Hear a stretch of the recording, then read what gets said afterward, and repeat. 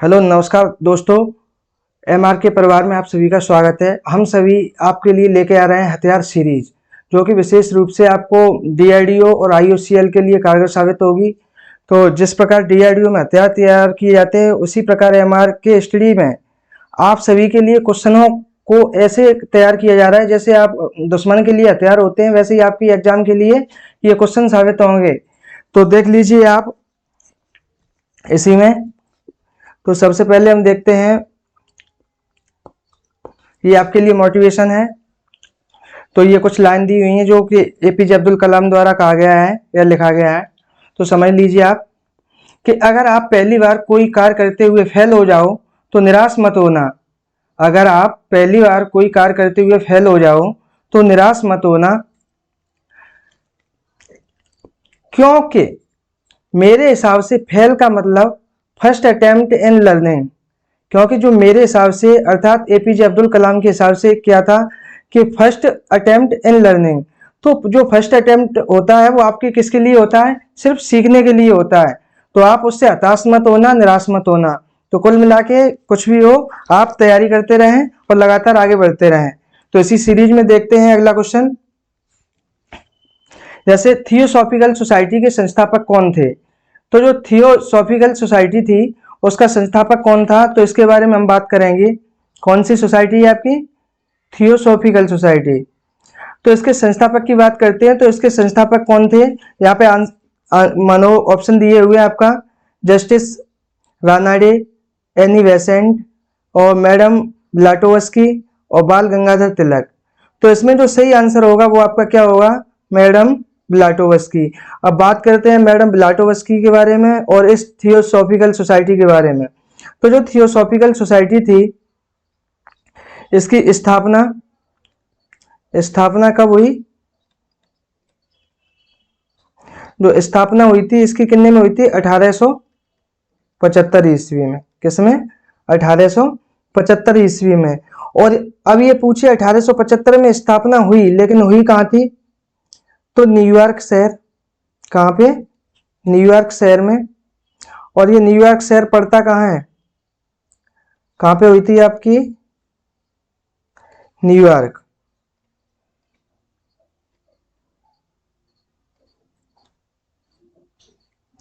अरे ये सही से नहीं काम कर रहा।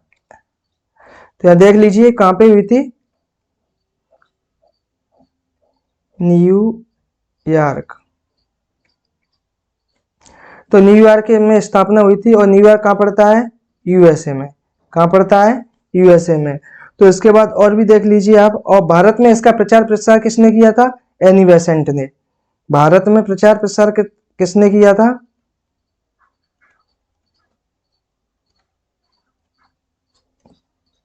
प्रचार प्रसार किया था एनी बेसेंट ने। किसने किया था? एनी बेसेंट ने। तो ये ध्यान रखना है। और इसके बाद जैसे आपका Akhil Bharatiya home rule league की स्थापना, ध्यान रखना, अखिल भारतीय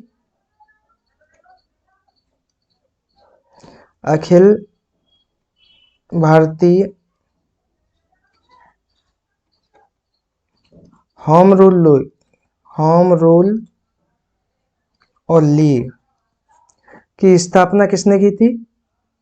ये की थी आपके बाल गंगाधर तिलक जी ने। बाल गंगाधर तिलक ने। अब बात करते हैं ये कब की थी?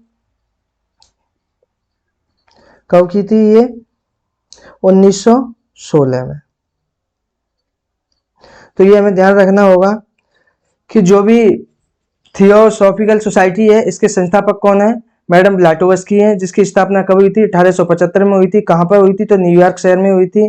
और न्यूयॉर्क कहाँ स्थित है? यूएसए में स्थित है। भारत में इसका प्रचार प्रसार किसने किया था? एनी बेसेंट ने किया था। और Akhil Bharatiya home rule league की स्थापना भी किसने की थी? बाल गंगाधर तिलक ने। और खाली होम रूल लीग की बात करें तो एनी बेसेंट ने की थी। तो आप देख लीजिए इसके बाद अगला क्वेश्चन। हिमालय पर्वत श्रेणी की सर्वाधिक ऊंचाई पर स्थित दर्रा है। जो हिमालय पर्वत श्रेणी है उसका जो सर्वाधिक ऊंचाई पर दर्रा है वो कौन सा है? तो इसमें ऑप्शन में दिए हैं आपके, रोहतांग है। क्या दिया है? रोहतांग, बनिहाल, काराकोरम और बारालाचा। तो यहाँ देख लीजिए इसका जो सही आंसर होगा वो क्या होगा, काराकोरम। अब बात करते हैं हम काराकोरम की। तो काराकोरम हमारा कहाँ पे स्थित है, ये लद्दाख में। कहाँ पे, लद्दाख में। अब बात करते हैं इसकी हाइट कितनी है। तो हाइट की बात करें तो इसकी हाइट है कितनी, हाइट है इसकी 18,175 फीट। ठीक, तो ये ध्यान रखना कि हिमालय पर्वत श्रेणी की सर्वाधिक ऊंचाई पर स्थित दर्रा है वो क्या है, आपका काराकोरम है। और काराकोरम कहाँ पड़ता है, लद्दाख में पड़ता है। इसकी हाइट कितनी है, 18,175 फीट। अब उसके बाद हम बात करते हैं जैसे रोहतांग दर्रा, ये दिया है। तो जो रोहतांग दर्रा है वो कहाँ पर स्थित है, हिमाचल में। कहाँ पे स्थित है,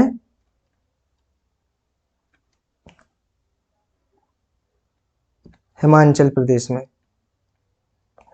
अब बात करते हैं कि जो रोहतांग दर्रा है वो किसको किससे जोड़ता है। तो ये रोहतांग दर्रा है वो मनाली को किससे जोड़ता है, लेह से। किससे जोड़ता है, लेह से। इसके बाद हम बात करेंगे बनिहाल की। तो जो बनिहाल दर्रा है वो आपका कहाँ है, J&K में। J&K में। अब ये किसको किससे जोड़ता है, तो ये जोड़ता है आपका को जम्मू को किससे, श्रीनगर से।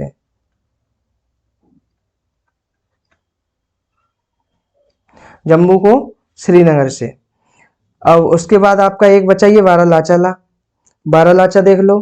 तो ये बारालाचा भी हमारा कहाँ है, हिमाचल में। कहाँ पे है ये, हिमाचल प्रदेश में।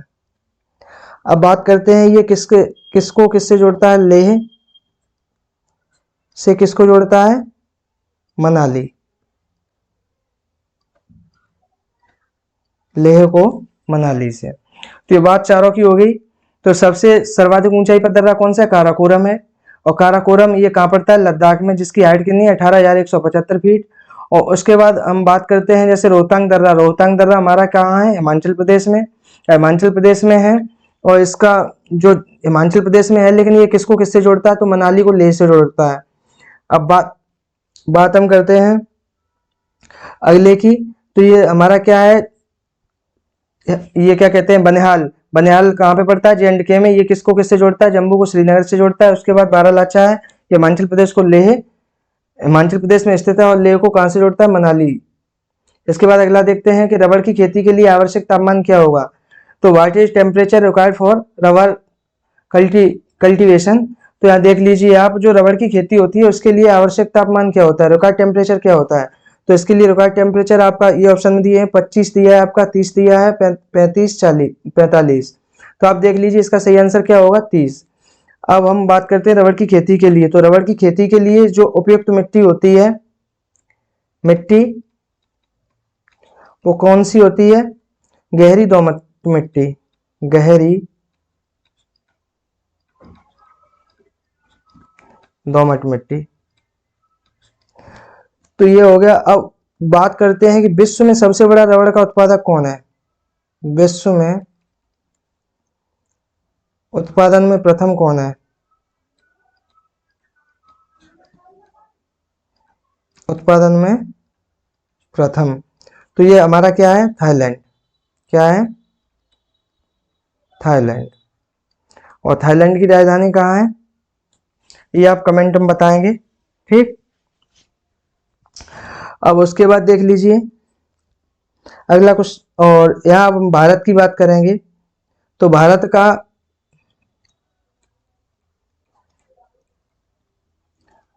रबड़ उत्पादन में स्थान, रबड़ उत्पादन में स्थान। तो भारत का रबड़ उत्पादन में कौन सा स्थान है, चौथा। कौन सा स्थान है, चौथा। तो ये ध्यान रखिए कि भारत का रबड़ उत्पादन में कौन सा स्थान है, चौथा स्थान है। अब ये कहते हैं प्राकृतिक रबड़ को। अब जो प्राकृतिक रबड़ होता है वो किससे बनता है, प्राकृतिक रबड़ होता है वो किससे बनता है, आपका लेटेक्स से। लेटेक्स से। और ये क्वेश्चन पूछ लेता है कि रबड़ के वल्कनाइजेशन में किसका प्रयोग किया जाता है? रबड़ के वल्कनाइजेशन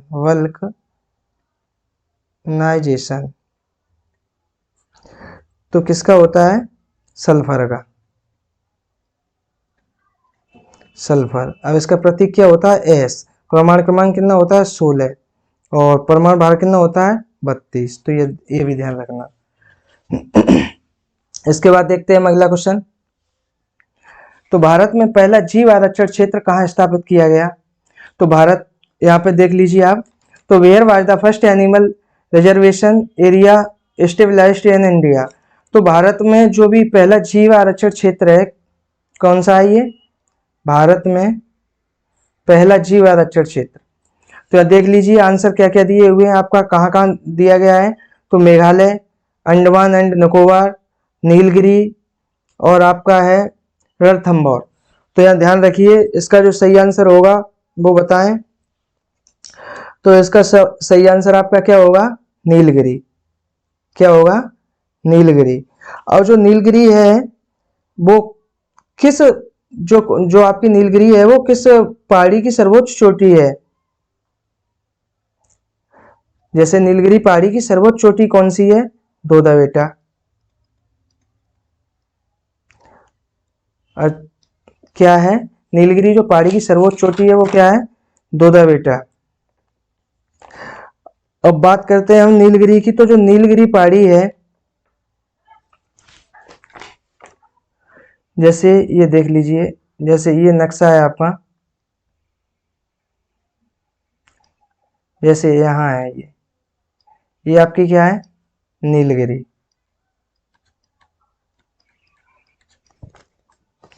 नीलगिरी है। तो ये क्या करती है? ये जो होगा, ये वाला घाट होगा, इसे क्या कहेंगे? पश्चिमी घाट। और इसे क्या कहेंगे हम? पूर्वी घाट। क्या कहेंगे? पूर्वी घाट। तो जो नीलगिरी पर्वत है वो क्या करता है आपको? पश्चिमी घाट और पूर्वी घाट को क्या करता है? अलग करता है। तो ये भी ध्यान रखना है आपको। और नीलगिरी पर्वत की सबसे ऊंची चोटी क्या है? दोदो बेटा है, जो दक्षिण भारत की भी सबसे ऊंची चोटी है। तो अंडमान निकोबार देख ली, इसके बाद देख लीजिए अंडमान निकोबार में क्या है। तो अंडमान जो निकोबार है ये कहाँ पड़ता है आपका? बंगाल की खाड़ी में। कहाँ पड़ता है? बंगाल की खाड़ी में। जैसे पूछ लेता है कि अंडमान निकोबार कहाँ स्थित है, मानो पूछ ले हिंद महासागर में या अरब सागर में या बंगाल की खाड़ी में, तो कहाँ स्थित है ये? बंगाल की खाड़ी में। अब मेघालय की बात करते हैं हम। तो मेघालय की राजधानी कहाँ है? शिलोंग।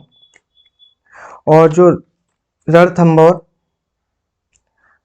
और यहाँ केवलादेव और है, कौन सा? केवलादेव। तो ये दोनों किसमें है? राजस्थान में। ठीक, तो ये ध्यान रखना है। इसके बाद देखते हैं अगला क्वेश्चन कि संसद के 2 सदनों की संयुक्त बैठक की अध्यक्षता करते हैं। तो ही, ये कुछ इसमें मिस्टेक दिया है लग रहा है। तो अध्यक्षता करते हैं, इसमें दिया है he presides over the joint sitting of the bicamerals of the Parliament. कुछ दिया है इसमें गड़बड़।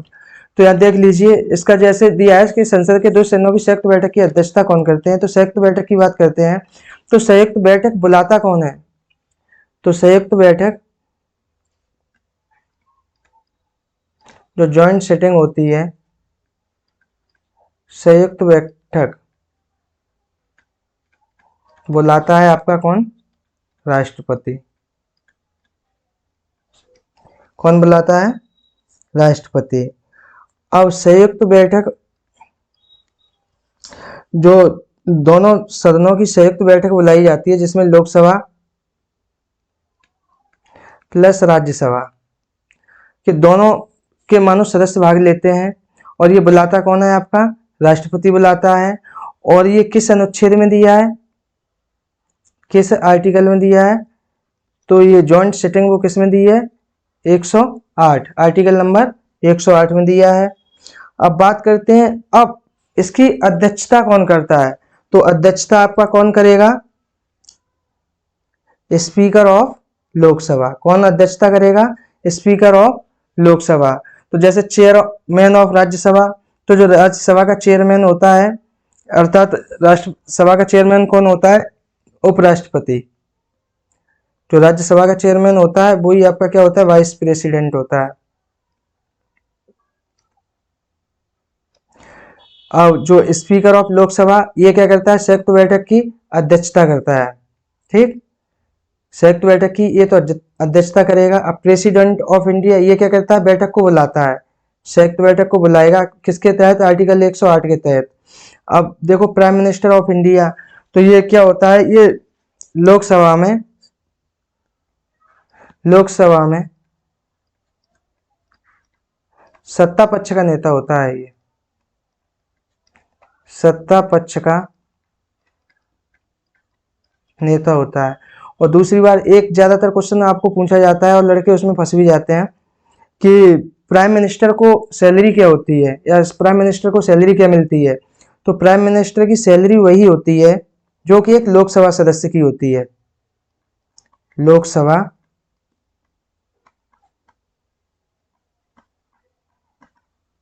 सदस्य। तो जो सैलरी होती है वो किसके? लोकसभा सदस्य के बराबर होती है। किसकी? पीएम की। ठीक, इसके बाद देखते हैं हम अगला क्वेश्चन। जैसे बीसीसीआई ने इंडियन प्रीमियर लीग 2022 हेतु किस नई टीम, दो बार लग गया है टीम और टीमों, तो टीमों की घोषणा की है। जो बीसीसीआई है, बीसीसीआई ने जो आईपीएल होता है आपका, बीसीसीआई ने आईपीएल 2022 से किन दो नई टीमों की घोषणा की है? तो आप देख लीजिए, राजकोट नाम की कोई टीम थी? नहीं। अहमदाबाद की थी? हाँ थी। और लखनऊ की भी थी।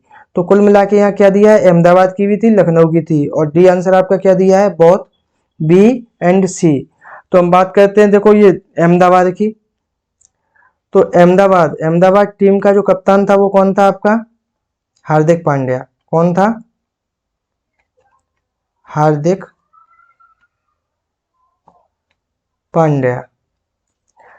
और यही क्या हुआ था? विनर।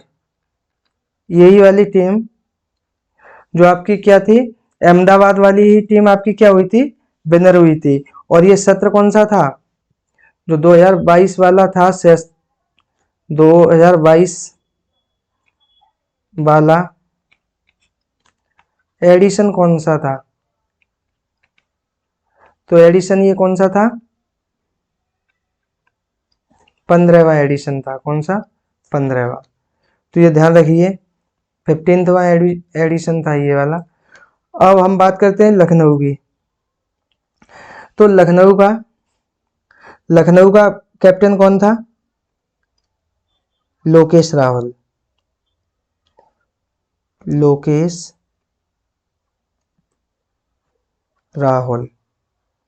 तो पटना जो आपका अहमदाबाद टीम था, अहमदाबाद टीम का वो कैप्टन था हार्दिक पांड्या। और इसका विनर, और यही टीम विनर रही थी 2015 के एडिशन, वो 2012 वाले की, वो सॉरी 2022 वाले उसकी। और ये 15वां एडिशन था। और विनर कौन था इसमें? अहमदाबाद। और लेकिन नई टीम कौन कौन सी थी आपकी? अहमदाबाद थी और लखनऊ थी। तो इसका सही आंसर क्या होगा? बी और सी। दोनों के कैप्टन दिए, ये भी ध्यान रखना, पूछ लेता है। उसके बाद देखते हैं अगला क्वेश्चन। निम्नलिखित में से किस राजवंश के शासन काल को भारतीय इतिहास का स्वर्ण काल कहा जाता है? तो ये सभी लोग जानते होंगे कि ऐसा कौन सा भारतीय इतिहास का काल था जिसे स्वर्ण काल कहा गया है, जैसे स्वर्ण काल की संज्ञा दी गई है या स्वर्ण काल का से नाम से जाना जाता है। तो हम बात करते हैं, इसमें दिए हैं, देखो ऑप्शन देखिए।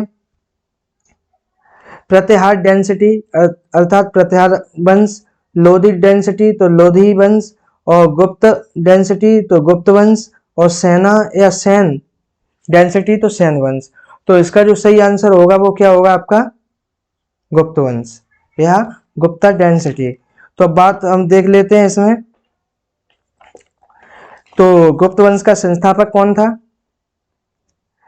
गुप्त डेंसिटी का संस्थापक, संस्थापक कौन था? श्रीगुप्त। कौन था? श्रीगुप्त।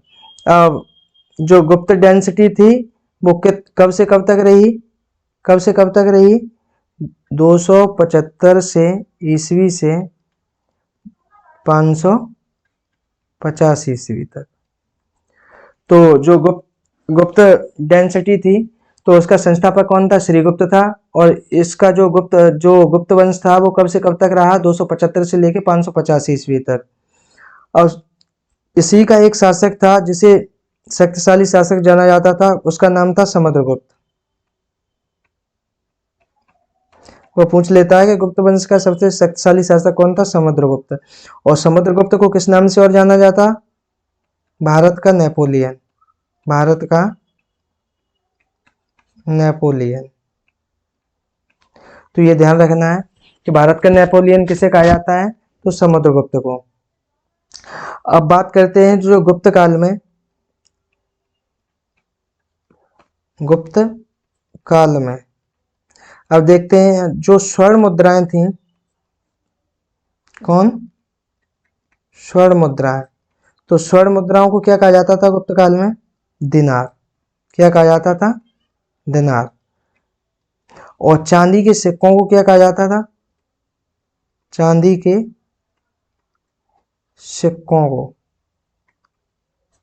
तो चांदी के सिक्कों को क्या कहा जाता था? रूपक। तो ये चीज ध्यान रखना है कि जो भारतीय इतिहास का स्वर्णकाल था वो क्या था? गुप्ता डेंसिटी या गुप्त वंश। इसका संस्थापक कौन था? तो श्रीगुप्त। अब ये वंश कब से कब तक रहा? 275 से 550 तक। इसका शक्तिशाली शासक कौन था? समुद्रगुप्त, जिसे भारत का नेपोलियन कहा जाता था। अब गुप्त काल में देखते हैं तो स्वर्ण मुद्राओं को क्या कहा जाता था? दिनार। और चांदी के सिक्कों को रूपक। तो ये ध्यान रखना है। इसके बाद अगला क्वेश्चन देखना है कि जल और वसा दोनों में अघुलनशील विटामिन है, ऐसा कौन सा विटामिन है? देखो विटामिन हमने पढ़ी हैं, वो किस प्रकार की पढ़ी हैं? विटामिन एक तो क्या? फैट सॉल्युबल, और एक क्या? Water soluble. यही तो पढ़ी है। फिर लेकिन इसमें यह पूछा गया है कि जल और वसा दोनों में अघुलनशील है, ये दोनों में सॉल्युबल नहीं है, चाहे वो वाटर हो या आपका फैट हो। तो देखो जैसे ADE अब ADE की बात करते हैं तो ADE हैं, ये कैसे हैं? जो ADE हैं ये हमारे किस में आते हैं? वाटर सॉल्युबल या फैट सॉल्युबल? तो ये आपके कैसे होंगे? Fat soluble. कैसे होंगे? Fat soluble. अब ये बी ऑप्शन है, बी और सी का। तो कौन सा? बी और सी। तो विटामिन बी और विटामिन सी ये कैसी हैं? Water soluble. ये कैसी हैं? Water soluble. ये किस में घुल जाते हैं? पानी में घुल जाते हैं। अब बात करते हैं, अब एक दिया है आपका नन, तो नन तो इसका आंसर नहीं है, लेकिन अब आपका इसका आंसर क्या होगा? सी। और सी क्या होता है आपका? विटामिन B7, और जिसे दूसरा नाम भी हम जानते हैं क्या? विटामिन H के। इसका जो रासायनिक नाम है वो क्या होता है? बायोटिन। ये कईयों एग्जामों में पूछा गया है। रासायनिक नाम क्या होता है? बायोटिन। अब इसकी कमी से क्या होता है? जैसे बाल झड़ना वगैरह, बाल झड़ना वगैरह, ये सब इसकी कमी से होता है। तो देखो यहाँ जल और वसा दोनों में अघुलनशील है, अर्थात ना तो वो जल में घुलता है ना किस में घुलता है? आपका फैट में घुलता है। तो ये देख लीजिए, इसका आंसर सही आपका क्या होगा? B7 या H। और B7 या H को क्या कहते हैं? बायोटिन कहते हैं, जिसकी कमी से क्या हो जाता है? ये बाल वगैरह झड़ जाते हैं, कमजोरी भी आ जाती है। तो इसके बाद देखते हैं अगला क्वेश्चन कि बौने ग्रह प्लूटो के कितने चंद्रमा हैं? तो आपका बौना ग्रह क्या है? बौने ग्रह की उपाधि किसे दी गई है? आपके प्लूटो को। तो यह भी पूछ लेता है कि निम्न में से बौना ग्रह है, तो वो बौना ग्रह आपका क्या होगा? प्लूटो होगा। अब वो ये पूछ रहा है कि प्लूटो के चंद्रमा, चंद्रमा का मतलब समझे? प्लूटो ग्रह है तो चंद्रमा का मतलब उपग्रह है, समझ रहे? जैसे पृथ्वी का उपग्रह कौन है? पृथ्वी का उपग्रह कौन है? चंद्रमा। जैसे पृथ्वी का उपग्रह कौन है? चंद्रमा। तो उसी प्रकार ये तो ग्रह है कौन? प्लूटो। तो इसके भी तो चंद्रमा होंगे, अर्थात इसके भी तो उपग्रह होंगे। तो इसके उपग्रहों की संख्या कितना है? तो आपके ऑप्शन दिए हुए हैं 4, 6, 3, 5। तो इसमें इसका जो सही आंसर होगा वो क्या होगा? D option. कितने हैं इसके? 5। प्लूटो के कितने चंद्रमा होंगे या कितने उपग्रह होंगे? 5। चाहे वो चंद्रमा पूछ ले चाहे उपग्रह पूछ ले, आंसर आपका 5 ही होगा उसके।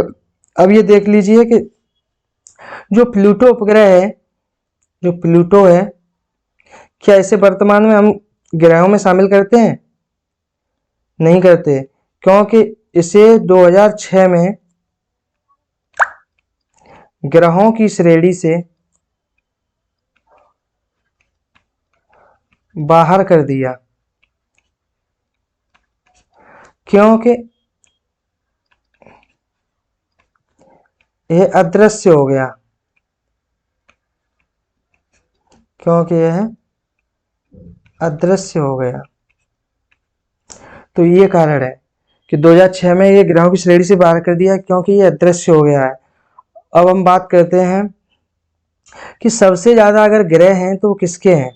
कोई बताना चाहेगा? बहुत सारे लड़के तो यही बताएंगे कि बृहस्पति, पर लेकिन ऐसा नहीं है। बृहस्पति के कम है, शनि के ज्यादा है, क्योंकि शायद ये 2020 में कुछ नए ग्रह मिले थे, वो सॉरी उपग्रह मिले थे इनके, जैसे शनि के। तो शनि के वर्तमान में कितने हैं? 82। और बृहस्पति के उपग्रहों की संख्या कितनी है? 79। तो ये ध्यान रखना है। तो जैसे पृथ्वी का उपग्रह क्या है? चंद्रमा, वैसे प्लूटो जो बौना ग्रह है इसके भी उपग्रह होंगे। तो इसके कितने उपग्रह हैं? 5। अब 5 उपग्रह हैं, तो अब देख लीजिए, चाहे वो उपग्रह पूछे चाहे चंद्रमा पूछे, आंसर 5 होगा। और अगर ये पूछ लेता है कि सबसे अधिक उपग्रह किसके हैं, तो सबसे अधिक किसके हैं? शनि के। सबसे अधिक शनि के हैं, और उसके बाद बृहस्पति है। तो अभी इसके बाद देखते हैं हम अगला क्वेश्चन। अब ये अगला क्वेश्चन है आपका, कीनन स्टेडियम किस शहर में अवस्थित है? तो जो कीनन स्टेडियम है वो किस शहर में स्थित है? तो आप देख लीजिए। तो जो अभी आंसर दिए हैं, जैसे कटक है, राजकोट है, कोलकाता है, जमशेदपुर है। तो हम बात करते हैं सबसे पहले ये कटक की। तो कटक में देख लीजिए, कटक में कौन सा है आपका? बारामती। कटक में कौन सा है? बारामती स्टेडियम।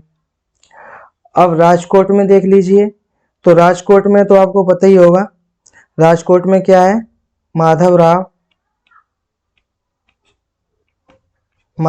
सिंधिया।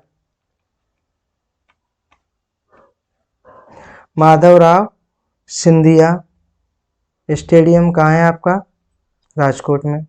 उसके बाद हम देखते हैं ये कोलकाता में हमारा क्या है? ईडन गार्डन ही तो है, ईडन गार्डन। और एक दूसरा और है, युवा भारती स्टेडियम। अब बात करते हैं जो ईडन गार्डन है, ये है क्रिकेट का। किसका? क्रिकेट का। और जो युवा भारती है ये किसका है? फुटबॉल का। किसका है ये? फुटबॉल का। अब आपके तीनों बता दिए, अब इसमें कोई कीनन तो आया नहीं, तो आपका ये आंसर होगा वो क्या होगा? जमशेदपुर। अर्थात जो कीनन स्टेडियम होगा वो कहाँ होगा आपका? जमशेदपुर। तो ये ध्यान रखना है आपको। इसके बाद शायद ये लास्ट ही होगा। हाँ, तो ये यहीं पर 10 क्वेश्चनों की सीरीज समाप्त होगी। तो यहाँ पे देखते हैं, कम से कम इसमें 40 से 50 क्वेश्चन के बीच में आपके हुए हैं। तो लास्ट में हम सभी आपसे कहना चाहेंगे कि कुल मिला के ये है जो हमारा टेलीग्राम चैनल दिया है आपका, MRK स्टडी ऑफिशियल नाम से होगा, जिसमें 5000 प्लस सब्सक्राइबर होंगे। तो कुल मिला के ये टेलीग्राम चैनल आप सभी लोग ज्वाइन करें, जिससे आप लोगों को PDF वगैरह प्रोवाइड हो सकेगी। ठीक है, तो ज़्यादा से ज़्यादा जो आपका चैनल है टेलीग्राम चैनल, उसी को सब्सक्राइब करें। तो इसी के साथ जय हिंद, जय भारत।